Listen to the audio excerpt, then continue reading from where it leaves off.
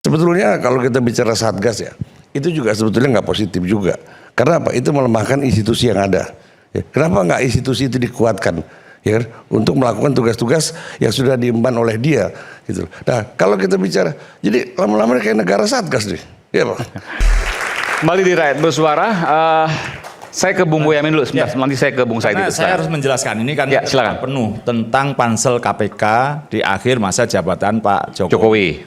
Ada putusan MK sebelumnya ketika Pak Nurul Gufron menguji itu, di dalam pertimbangannya menjelaskan pansel oleh DPR hasil pemilu 2024, juga Presiden hasil pemilu 2024. Maka saya teriak ngomong bahwa hasil pemilu panselnya Jokowi tidak sah.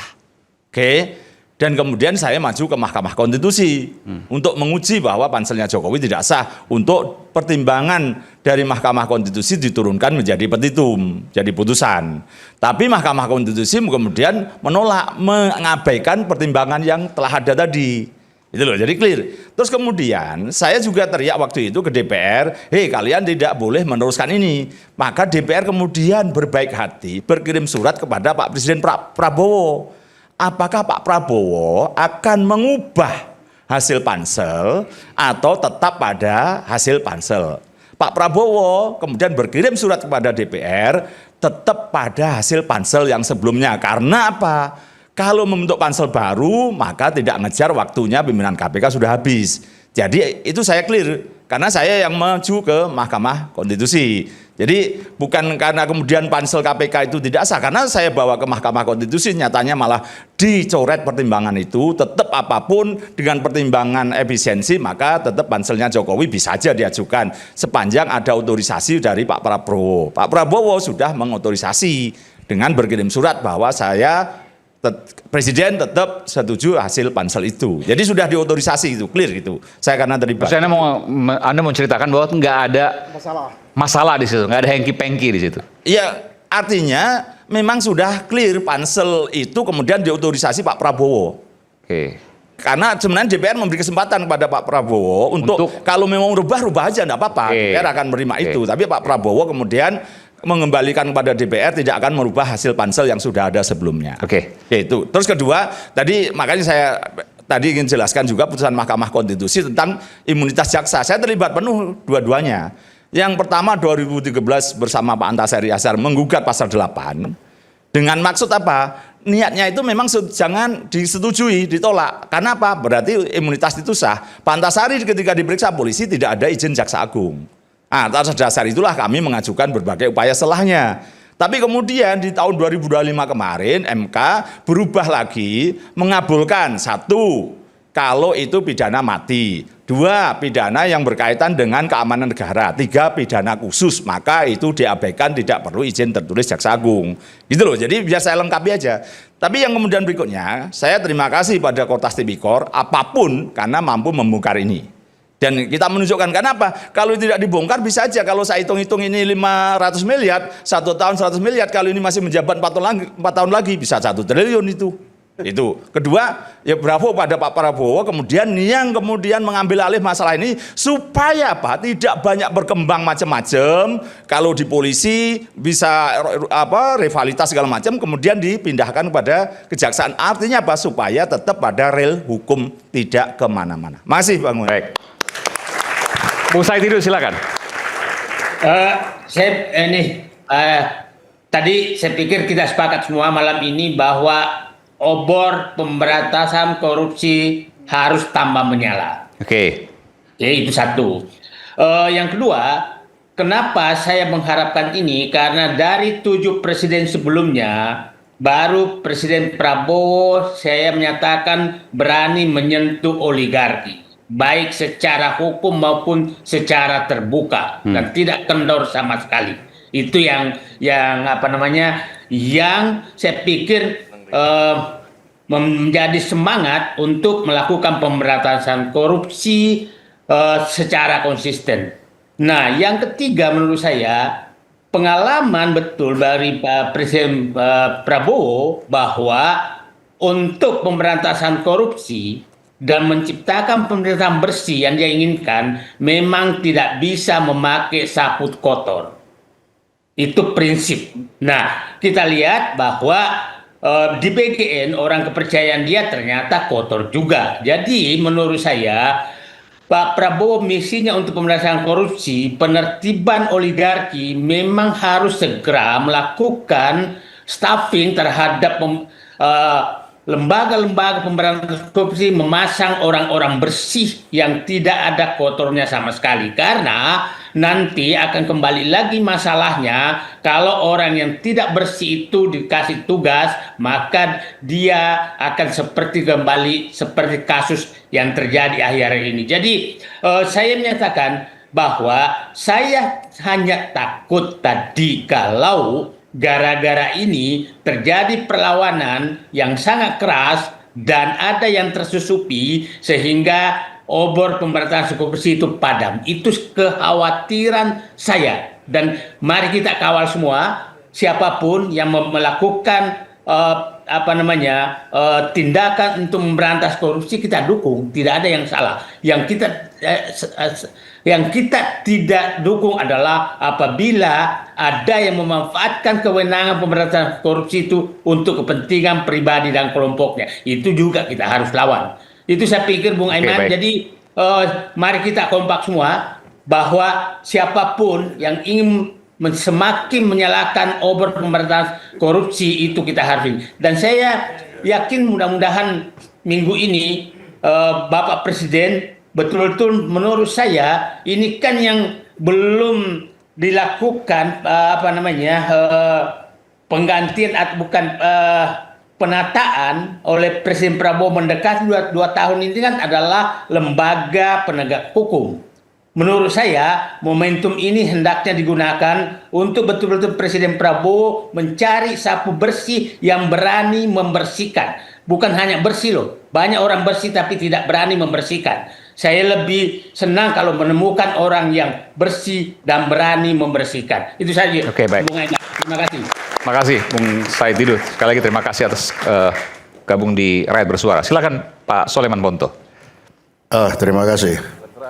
Wah, yang terakhir nih. Jadi sejak awal tadi Pak Susno sudah nyatakan bahwa apa sih yang terjadi penggeledahan kemarin. Di aturannya tidak ada. Ya pasti memang tidak ada.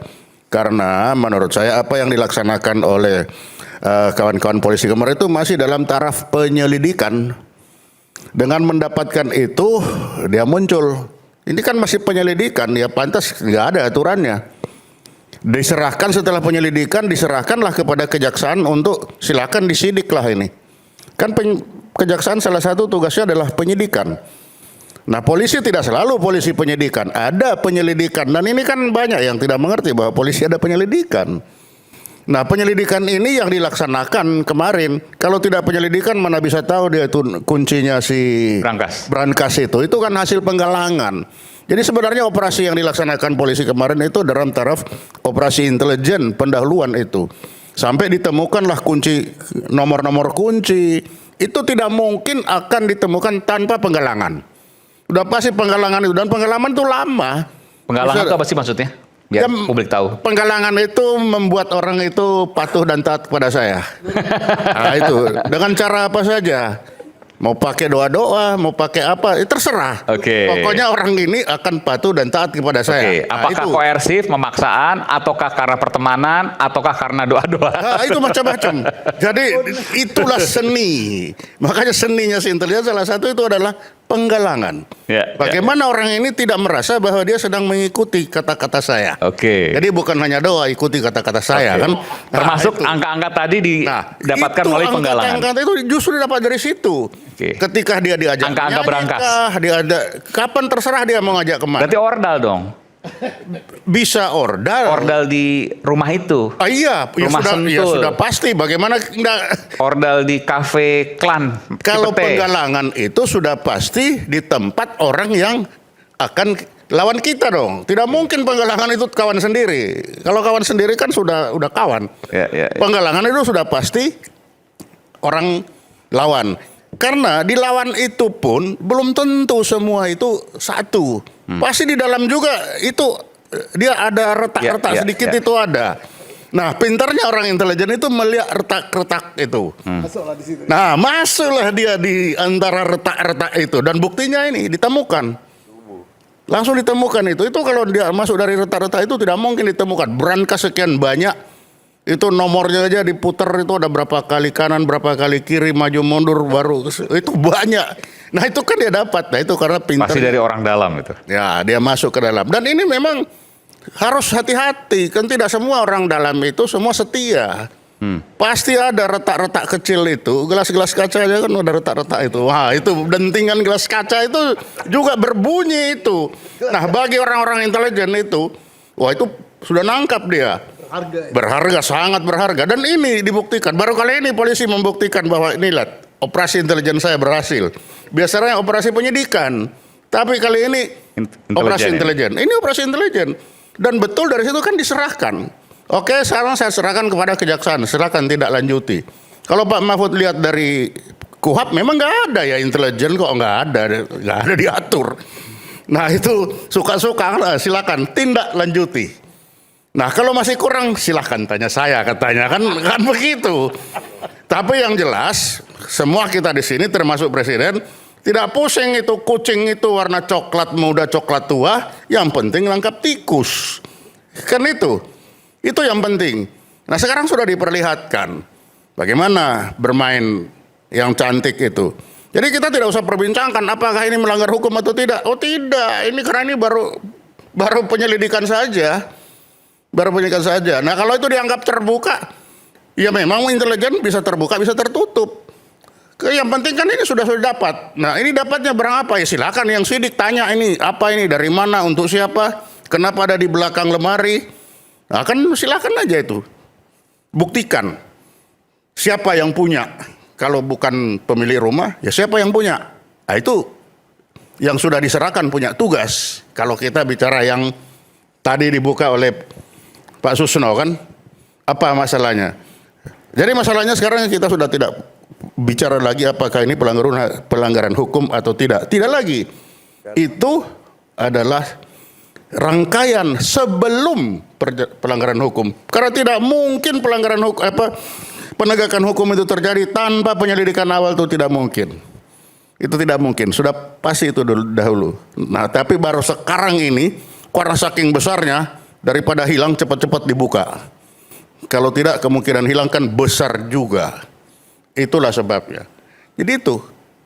Sehingga yang sudah terjadi ini ya mari kita lanjutkan. Kita tunggu apa langkah dari kejaksaan selanjutnya. Setelah diserahkan akan diapakan. Begitu. Tapi saya ingin tanya ke Bung Soleman. Bang Aiman. Ya. Biar tidak salah persepsi Pak Ponto. Mohon maaf Pak Ponto. Ya. Itu proses polisian geledah kemarin sudah penyidikan Pak Ponto. Karena saya tahu persis izin penggeledahan itu diurus hari Senin, Selasa sore keluar, Rabu baru penggeledahan. Ke pengadilan ya itu izin? Ya pengadilan Jakarta Selatan, ke Bogor, ke Jakarta Utara. Artinya kalau pengadilan izin, ini apa yang disampaikan oleh Pak Susno pasti benar? Iya sudah pasti ada ke presiden juga izin? Iya, saya tidak tahu. Tapi kalau saya tahu, ke pengadilan izin kan pasti saya tahu persis itu diajukan izin hari Senin.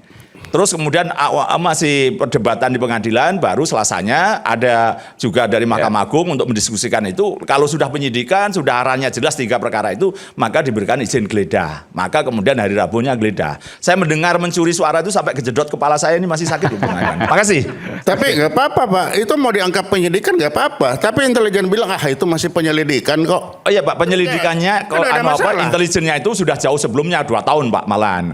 Termasuk tadi yang ordal tadi sempat memang di dalam tapi kemudian diberhentikan, maka digalang oleh. Mau tahu ordalnya siapa tahu? Bukan tempat masalahnya kan di dalam tapi diberhentikan. Tidak hanya 2 tahun, dia kan bisa berhenti kapan saja. Bentar, ini menarik. Jadi ordalnya Kan itu ada di dalam rumah itu, lalu kemudian diberhentikan. Iya kan, Mas Boyamin nggak mau ngomong soal ini. Maksudnya jadi, itu tadi, kalau orang dalam itu pernah bekerja di dalam itu, lalu diberhentikan. Karena kalau kita berbicara penyidikan, panjang urusannya bagaimana menyidik tersangkanya belum dimunculkan, bagaimana belum diperiksa, belum jadi saksi, kan panjang urusannya. Lah kita bicara bilang aja itu penyelidikan, kan selesai masalah. Setelah penyelidikan, baru kita serahkan, silakan tindak lanjuti sebagai penyidikan. Itu kan akan lebih aman daripada kita membuat masalah baru. kalau penggeledahan kemarin sudah menggeledah mana RT-nya, mana RW-nya, mana kan ada 8 persyaratan katanya untuk penggeledahan untuk KUHP baru kan. Nah, kalau itu dipermasalahkan, nanti ada masalah baru. Nah, paling aman itu adalah penyelidikan. Dapatnya seperti ini. Nah, buktinya setelah ketemu diserahkan. Nih, tindak lanjuti. Kan tidak selalu Polri yang harus menyidik, diserahkan aja lah kepada kejaksaan. Pak, tapi kan polisi bukan eksekutor kejaksaan, Pak ya. Nah, kalau bicara penyidikan kan bisa aja ya, sama-sama penyidik. Tapi kali ini kan diserahkan untuk silakan ditindaklanjuti. Karena dia sudah berbicara penyidikan. Bisa sendiri, bisa lanjut, tapi diambil jalan diserahkan. Ya, sekarang kita tunggu kejaksaan. Bagaimana menyidik ini? Ini yang kita tunggu. Itu. Demikian Pak Imam. Baik. Oke, Slan. Mungkin saya memberikan catatan sedikit ya terkait dengan tadi yang sampaikan Pak Bonto dengan Mas Boyamin. Ya, itu proses yang harus dilalui lah. Perdebatan kita tidak harus berhenti di situ gitu loh. Udah, proses ini udah dijalankan, bola panas sekarang berada di kejaksaan. Yang harus digarisbawahi, saya menyambung yang disampaikan tadi Bang Slamet Ginting. Ini upaya pemberantasan korupsi ini kalau kita sepakat, ya jangan diganggu-ganggu oleh upaya-upaya yang lain seperti itu. Ketika kita sepakat di MBG itu ada kasus korupsi, ya harus tuntas. Kalau kita sepakat dengan kasus Asabri, terus kemudian ada blackout PLN, Jiwasraya dan yang lain-lainnya itu juga harus tuntas, harus sampai ke pengadilan gitu loh. Jangan sampai kemudian muncul langkah-langkah yang menjadi blunder seperti yang kemarin masyarakat lihat di Jawa Tengah misalnya, Polda Jawa Tengah memberikan himbauan kepada jajarannya untuk tidak datang ketika ada pemeriksaan dari kejaksaan misalnya seperti itu. Ini langkah-langkah yang kontraproduktif dengan upaya pemberantasan korupsi. Jalankan saja kalau kita sepakat gitu loh. Kalau benar ya benar, kalau bersih ya bersih saja seperti itu. Begitu ya Pak Slamet Ginting. Terima kasih. Oke, baik. Pak. Tapi itu benar ya? Itu sempat beredar. Ramai di media sudah. Jadi memang begini, ketika kita membuat langkah-langkah yang baik, pasti langkah yang tidak baik lawan itu pasti juga bereaksi. Tidak mungkin kita tidak ada bereaksi. Itulah sebabnya sebelum melangkah kita harus membuat yang benar. Misalkan tadi kita bicara PKH. PKH ini apa tugasnya? Justisia apa, pro justisia apa bukan? Karena kalau saya lihat tugasnya saja ini, misalkan itu Perpres nomor 5 ya tahun 2005. Melaksanakan penagihan, penguasaan kembali, melakukan upaya penegakan hukum. Apakah bisa Perpres sampai sejauh ini? Karena ini akan menghasilkan masalah baru lagi. Begitu ini sudah dikuasakan, pasti ngelawan itu yang diambil ini. Karena apa? Perpres itu tidak bisa sejauh ini. Meskipun kan nanti ada bukti-buktinya yang kemudian bisa dilakukan. Tapi kan langsung di sini oleh kejaksaan atau kepolisian. Itu makanya tugas Perpres ini, misalkan kalau saya bilang Satgas itu cukup menemukan, memverifikasi, mengkoordinasikan, merekomendasi, tapi tidak penguasaan kembali, upaya penegakan hukum. Itu sudah tugas-tugas pro justisia yang tidak bisa dilaksanakan oleh Satgas. Nah, sehingga nanti hasil Satgas apabila ada yang melawan, dianggap kan melawan itu tadi, bahwa ini melawan korupsi. Padahal kan tidak, dia melawan mengambil haknya dia. Karena kesalahan kita membuat ini. Maka hati-hati penggunaan Satgas-Satgas ini. Bukan Satgas, harus sudah ada, masing-masing lembaga kementerian kan sudah ada. Mas Aiman, saya sedikit luruskan ya soal Satgas PKH itu. Di dalam Perpres Satgas PKH itu, kalau Pak Pontoh cek, tidak ada kata upaya penegakan hukum di dalam Satgas PKH. Karena Satgas PKH melakukan tindakan administratif bukan penegakan hukum. Di dalam klausul pasal tidak ada. Tidak ada upaya penegakan hukum karena tidak mungkin ada upaya penegakan hukum menggunakan payung hukum peraturan presiden tadi. Bahwa dalam tindakan administratif itu ditemukan ada kesesuaian dengan dugaan tindak pidana, maka dari itu di dalam Satgas PKH ada banyak lembaga yang ready, yang bersiap untuk menindaklanjuti temuan dari administratif itu untuk masuk ke ranah hukum. Jadi saya ingin luruskan di sana. Oke, Mas Ray. Izin, Semoga. sebentar. Ya. Sebetulnya kalau kita bicara Satgas ya, itu juga sebetulnya nggak positif juga. Karena apa? Itu melemahkan institusi yang ada. Ya. Kenapa nggak institusi itu dikuatkan? Ya, untuk melakukan tugas-tugas yang sudah diemban oleh dia gitu. Nah, kalau kita bicara, jadi lama-lama kayak negara Satgas nih, ya Pak. Ya. Oke. Nah, Ya, meskipun secara hukum, secara operasional, ketika itu kemudian baik, ya tentu punya alasan untuk itu. Bahwa ada perdebatan tentu itu hal yang positif. Silakan, Bung Iwan. Jadi gini ya, kita kan dari beberapa hari yang lalu masyarakat luas disibukkan dengan menonton tayangan di seluruh media. Hebatnya kawan-kawan dari Mabes Polri dalam pemberantasan korupsi ya. Saya berharap ini semua bukan berbalas pantun ya. Karena kalau kita mau membersihkan halaman tentunya menggunakan sapu yang bersih.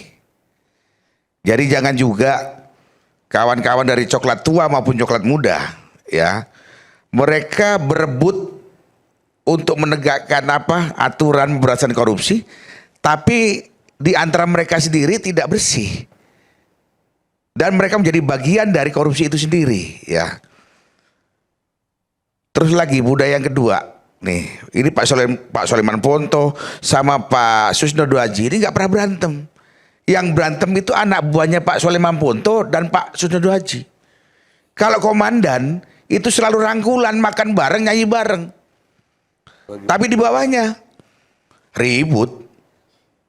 Mungkin Pak Sunarji ngomong tadi rebutan roti, rebutan puntung itu biasa ya.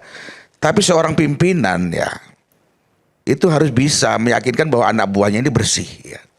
Saya akan nanya, coklat tua dan coklat muda ini mendukung program pemberantasan korupsi dari Bapak Prabowo itu didasari karena pengabdian yang tulus atau pura-pura loyal yang tujuan endingnya untuk menjatuhkan Prabowo Subianto. Itu kan yang terjadi. Karena saya berpikir selama ini orang yang dipercayai oleh Prabowo Subianto ini justru dialah yang mengkhianati apa yang dipercayakan oleh Prabowo Subianto.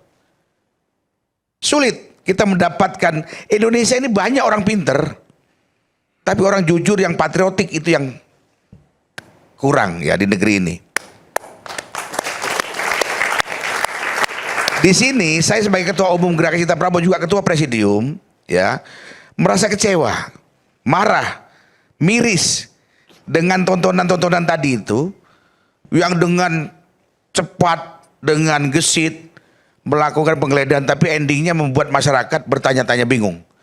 Ini kasus mau dibawa kemana? Ini kasus mau dibawa kemana? Ya. Jadi kalau memang coklat tua dan coklat muda ini benar-benar sepakat untuk melakukan pembersihan di negara ini dari korupsi, lakukan dengan yang benar, jujur. Coklat tua maksudnya polisi dan jaksa. Gitu. Kira-kira gitu Mas Aiman yang ngomong ya. Jadi intinya itu ya. Saya support, saya dukung Kortas Tipikor Mabes Polri. Ya. Ini bentukan baru tapi mampu melakukan operasi senyap yang cepat walaupun endingnya juga banyak orang kecewa. Termasuk saya terus terang aja. Kan masih dalam tahap awal nih Bang. Lah ya tahap awal tapi kan begitu cepat pemrosesannya. Tapi kenapa? Makanya saya pesen, kalau memang berani jangan takut-takut, tapi kalau takut ya jangan berani-berani. Oke. Gitu loh. Ada mau tanggapi? Ya silakan aja tanggapi, nggak apa-apa. Tapi intinya Mas, saya sepakat dengan Anda. Pemberantasan korupsi jangan dipolitisir. Setuju Bang. Ya. Setuju, Bang. Pemberantasan korupsi jangan dipolitisir. Jangan gunakan bajumu untuk pura-pura memberantas korupsi, tapi justru endingnya nggak jelas lagi. Jangan terus-terusan masyarakat dibuat semakin kecewa, semakin kecewa, semakin kecewa. Kami pendukung Prabowo, saya ketua umumnya, kami berdarah-darah untuk menjadikan Prabowo Subianto presiden, bos. Kami tidak ribut jabatan. Kami tidak pernah minta jabatan, enggak. Saya cuma pengen pembantu-pembantunya Prabowo sudah dipercaya itu. Promosi jadi komisaris ini nanti. Enggak mau saya. Enak saya di luar kawannya Mas Aiman aja. Ya. Oke, saya tanggapi sedikit. Ya. Jadi kita positive thinking ya. Positive thinking itu apa? Dalam penyelesaian tindak pidana korupsi pasti ada strategi ya. Nah, yang dipakai oleh kejaksaan dan kepolisian, saya yakin ini atas petunjuk dari pimpinan mereka, strategi yang terbaik itu apa. Tapi kita kan tidak mengikuti pembicaraan tingkat dewa-dewa ini. Ternyata mereka putuskan yang terbaik itu adalah jaksa yang melanjutkan. Nah, kalau jaksa yang melanjutkan, ini sebenarnya berat beban jaksa ini. Saya harus menyelesaikan ini, harus menyidik orang dalam, dan harapan masyarakat, pengawasan masyarakat luar biasa. Mengapa jaksa harus melanjutkan? Karena data itu banyak di kejaksaan. Data tindak pidana yang kata Pak Fitria 34 triliun itu kan ada di kejaksaan semua, sudah disidik oleh jaksa kan. Nah, kemudian termasuk data siapa yang nangani korupsi, yang kemungkinan terjadi tindak pidana suap, yang kemudian berakhir dengan tindak pidana pencucian uang, itu ada di kejaksaan. Baik saksinya maupun tersangkanya mungkin juga akan bertambah. Nah, jadi artinya dengan semacam memberikan umpan daripada polisi, Polri, penyidik Polri ini, insya Allah ya, kita sudah bersepakat tidak mungkinlah jaksa atau jajaran kejaksaan akan mempertaruhkan marwahnya, apalagi tim suksesnya beliau ya, yang ikut memantau malam ini dan malam ini sudah bersuara. Dan semua publik juga pasti Dan memantau. semua publik bersuara. Ya. Kita yakin Kejaksaan Agung akan menangani ini. Oke. Saya yakin. Saya tambahkan sedikit. kita optimis pasti bisa selesai ya. Yang penting jangan selesainya karena transaksional, Pak. Ya. Bang Iwan, Setuju. problem Sepakat yang itu. dilihat masyarakat sekarang ini seringkali penyelesaian kasus-kasus seperti ini hanya seperti yang disampaikan Bang Iwan tadi, Pak Susno, hanya di atas saja, salam-salaman, cipika-cipiki, selesai seperti Ya, itu kan. ini budaya lama, Makanya Pak Susno. masyarakat yang harus mengawal terus. Dapat. Dan seperti Bang Iwan tadi disampaikan, ini ada semacam anti klimak, ada kekecewaan juga kalau ini tidak dilanjutkan kan seperti itu toh. Itu pasti ya. Makanya terkait dengan pertemuan Jaksa Agung, Kapolri kemarin, jangan berhenti di situ saja. Tunjukkan semua upaya-upaya pemberantasan korupsi itu dengan langkah-langkah yang konkret gitu.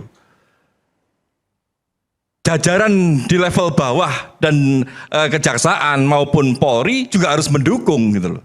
Jangan ditutupi, jangan memunculkan ego sektoral di masing-masing lembaga seperti itu.